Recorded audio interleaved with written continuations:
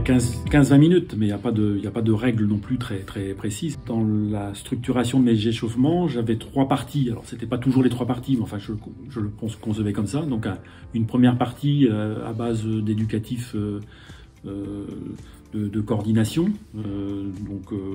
de beaucoup de travail d'appui, avec ou sans ballon d'ailleurs. Une deuxième partie qui était plus axée sur les aspects techniques, tout en continuant quand même je dirais la montée en intensité aussi sur le plan physiologique. C'était aussi un travail technique qu'on peut pas refaire dans la séance, et il y avait d'autres aspects à prendre en compte, le travail de la technique dans les situations jouées notamment, mais là faire un petit peu de travail analytique.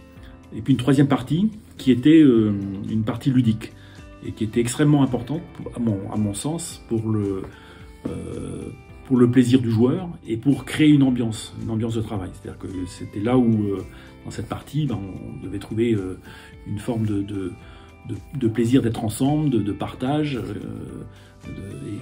Et donc là, il y avait une véritable préparation mentale à la séance après, dans l'investissement que le joueur pouvait trouver.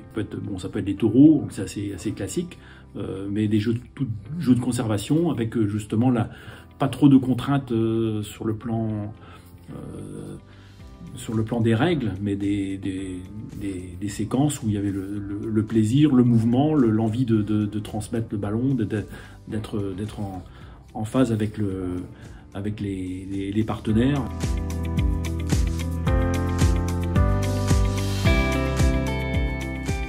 Justement, dans la partie jeu, c'était justement un peu où ils étaient un petit peu plus libres, et puis on voit l'état d'esprit des uns et des autres, ça c'est clair, par le dynamisme, par l'envie, par la joie aussi qui dégage. Donc c'était déjà une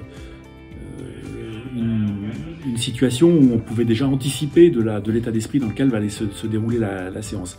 Et donc ça pouvait même m'orienter quelquefois sur les exercices, notamment si on avait un groupe qui n'était pas très bien à ce moment-là, simplifier au maximum les situations. C'était aussi important de savoir moduler en fonction de ce qu'on avait ressenti à l'entraînement.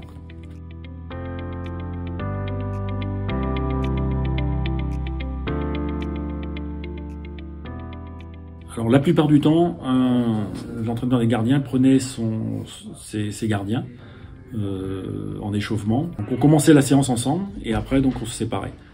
Après il arrivait quand même en fonction du contenu des séances, notamment si le gardien n'était pas appelé à jouer dans les buts, qu'il fasse la séance aussi avec le groupe. Mais c'était quand même, je dirais, relativement rare. C'est un travail spécifique et ensuite on les intégrait à la séance à un moment donné, quoi. Donc c'était la gestion de l'entraîneur des gardiens, de prise en compte, et notamment la partie échauffement d'un gardien, oui, elle doit être très spécifique quand même en fonction justement de l'activité qu'il va avoir.